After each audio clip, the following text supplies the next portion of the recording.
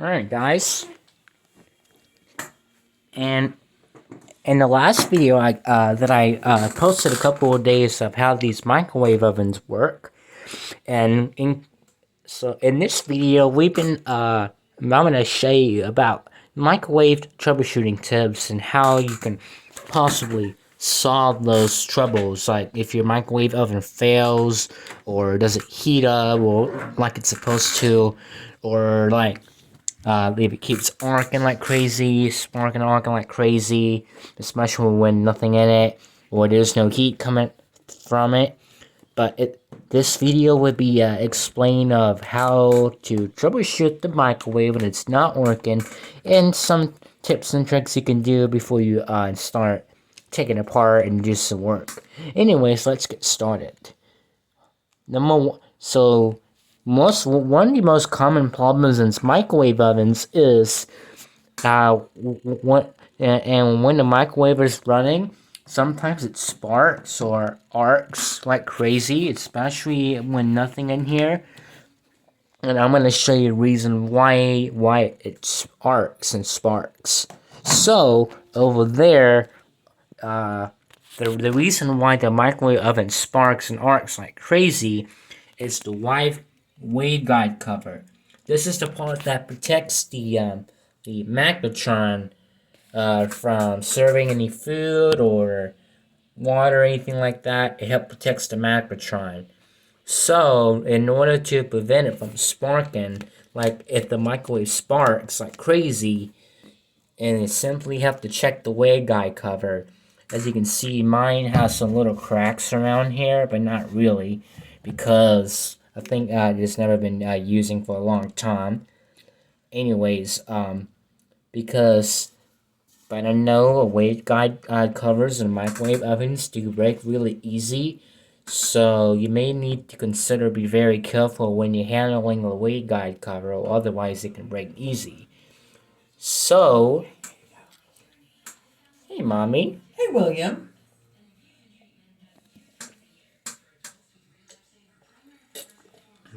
Yep. So most of the reason why microwave oven sparks and arcs like crazy, it's the waveguide cover. And this is the most biggest common problems that you see in microwave ovens. If your microwave sparks or arcs when it's running, then you simply have like a burned out, damaged, or dirty waveguide cover.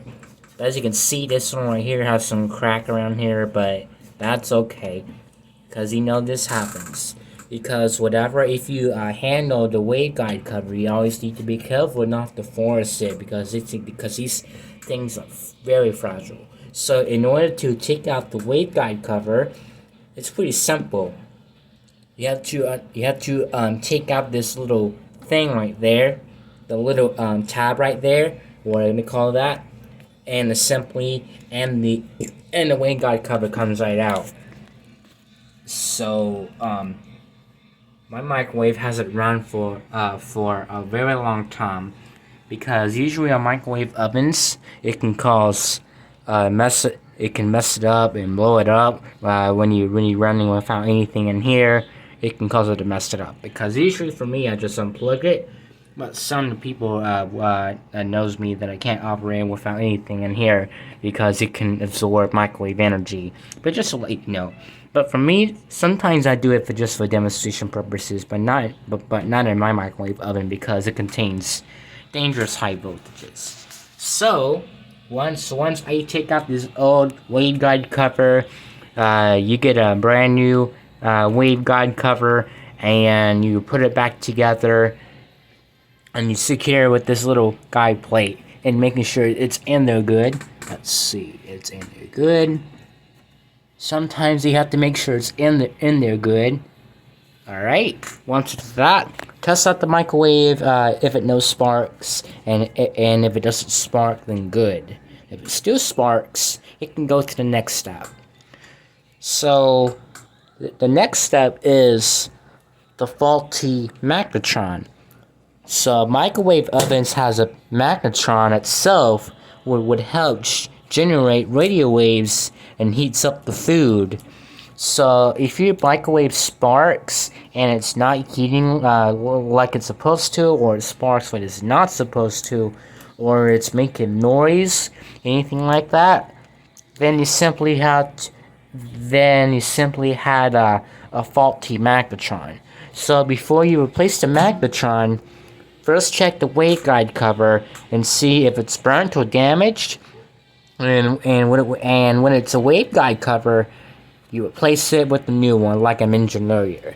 And when it's not the waveguide cover, then that's the magnetron. So you learn how to work on these things and repair them, fix them, anything like that. So if you have your microwave oven that it's not heating, or no heat, or it's making a noise when it's not the waveguide cover, then you simply have to that's the faulty magnetron. Yeah, you have to take the whole thing apart in order to get to the magnetron. But I know microwave ovens contains high voltage and high current, so you need to discharge the capacitors, all the capacitors before you start. I seen a video of how to safely discharge a microwave oven capacitors and all the electronic components inside before we start working on microwave ovens, because I've seen a lot of people telling me about it contains high voltage and high current, but I know that discharging the capacitors will be makes it a lot better. But anyways, in order to discharge the capacitor, you have to take the whole thing apart, and you have to use the screwdriver, and you touch all the blades on the parts on the capacitor itself. But just be careful not to touch the metal portion of the tool when you discharging it. And then once after it's discharged, then you verify to make sure it is completely discharged before you start working on those things. That's really important if you want to service your microwave oven. Always discharge your capacitor. That would be a lot safer. So that's the magnetron itself, and the transformer. If it's not the magnetron or the waveguide cover, then you simply have a faulty transformer. The transformer powers the magnetron, which it heats up, controls electrical power for it to heat up foods. Dang, it's bright in there. I know, I'm just making a video about microwave oven troubleshooting tips. So you know, so that was my dad talking to me about. So, and if it's not the waveguide magnetron, then you simply have a faulty transformer. So, and you can use a multimeter to test to see if there's continuity present in the transformer, and when there's no continuity, then a transformer needs to be replaced. And if there's continuity when a transformer is receiving voltage, then the transformer has burned out. The same thing goes to the magnetron. If your magnetron receives enough power and it fails, then you simply have to replace the magnetron. So we got waveguide, magnetron, transformer, and let's see. Oh, capacitor. Microwave oven capacitors contains high voltage and high currents. So every time you unplug it, all the voltage will remain in the oven until you discharge it. So in order to discharge your capacitor, you have to take the whole thing apart. But on this one, it's pretty simple. You have to take out those, use your tamper-proof torque spits, screwdriver, and you unscrew the screw right here.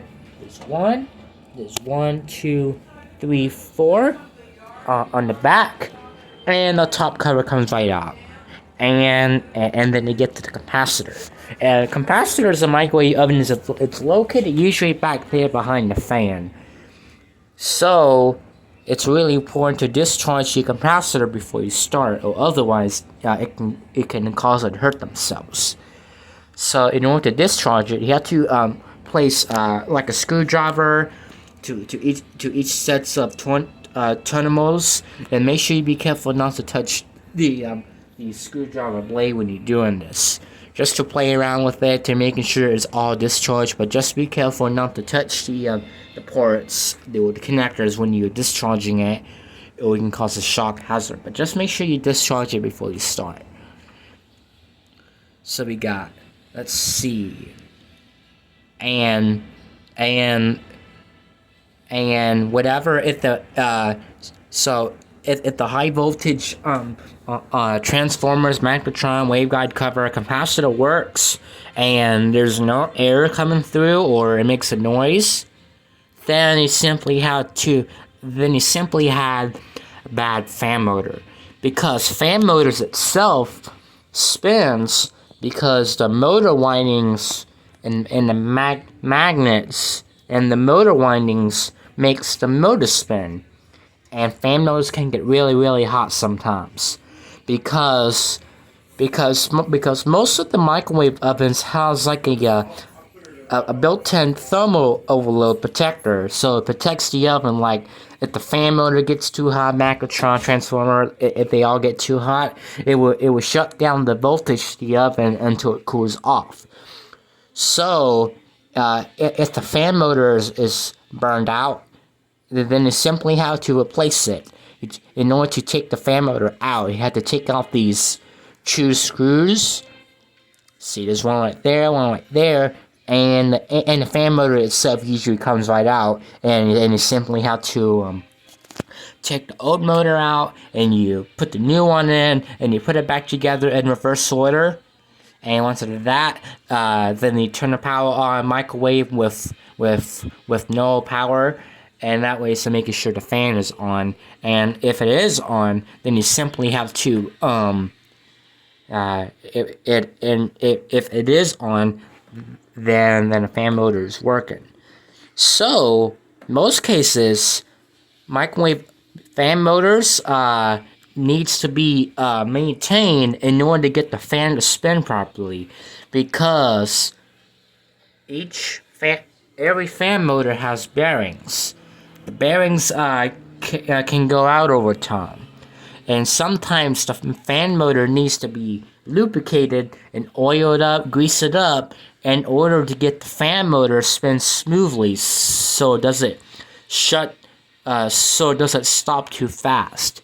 So you have to take out these screws that holds the motor bracket, and it comes right out.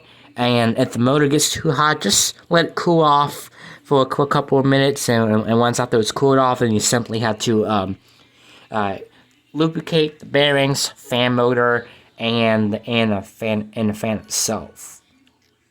Sorry, the fan motor. I'm sorry. Make sure you did some greasing, lubrication of the fan motor. Make sure you grease it up, oil it up, and you spin it a couple of times to making sure it spins freely, making sure so it doesn't stop too fast. And if it still stops too fast, just do it a couple of times, and once after the fan motor has fixed, and then you simply have to put it back in reverse order. Because you can also test the fan motor by using the electric screwdriver to making sure so the motor bracket doesn't spin, so it's just the winding spin. So anyways, so that's the fan motor. And let's see, we got waveguide, magnetron, transformer, capacitor, fan motor, and let's see. Oh, door switches. Sorry, not doors. Oh, the control panel. If your microwave oven doesn't seem to respond when you press any button, then you simply have to replace the control board, because control boards can be shorted out. So, if you can't get it to set the cooking time, like if you try to press one and nothing is recognized or nothing is triggered, then you simply have like a faulty control panel or touchpad assembly or whatever you're gonna call that. Then you simply have to replace it with the new one. You take out those screws that hold the touchpad into place, and the touchpad comes right out easy. And you simply have to put the new touchpad in. And once after that, then you make sure all the wires are connected. And once all the wires are connected, and you put it all back together in reverse order, and plug it in. Make sure all the buttons work, and it is. Then yeah. So let's see, we got and the control board. So if no when it's not the touchpad assembly, that could be there's the control board, the motherboard. What do they call that? The control board. It's simply looks really similar. Looks really similar like the motherboard. So all the wires it's got a lot of wires to connect to the high voltage transformer, the magnetron, fan motor, all of that, light, door switches, and all of that, anything like that. And if that fails, then you simply have to replace the control board. So let's see what else. Oh, those door switches. If your microwave oven is not turning on like it's supposed to, or if the light stays on even after the door is closed, it's like if you're opening it, closing it, and if the light still's on after you shut the door, then you simply have simply have like a failed door switch. So the door switch helps making sure the microwave oven closes before the microwave oven turns on. So for example, when you open the microwave oven door, the light turns on. Well, that way it will make it easier to see. And when you close the microwave oven door, the light turns out. So the microwave oven is now ready to turn on. So if the microwave light stays on all the time, or if it doesn't turn on, then you simply have a failed door switch, and you simply have to replace the door switch with a new one. And let's see what else. Oh, blowing fuse. It's kind of like a capacitor, but it's a fuse. The fuse itself protects the control board. If your microwave oven doesn't receive enough power after you plug it in, then you simply have to replace the fuse. So, it's kind of easier. You just need to get, I think, like a new fuse from your local hardware store, and you just take it out, replace the fuse. Once after you replace the fuse, put it back together, plug it in, making sure it works. And if it works, then good. And let's see, we got all those. Oh, light bulbs. If your light itself has burned out, or if then you simply have to replace the light. But in order to replace the light, this one is kind of hard to get. You have to take the whole thing apart in order to get to the light. So you take the old one out from the socket, and you get the new light bulb from the local hardware store, anything like that, and take the old light bulb out, replace it with the new one when you're done, and put it back together and reverse. Yeah, a special light bulb for microwave ovens. Yeah? Yeah. I know about this. Yeah.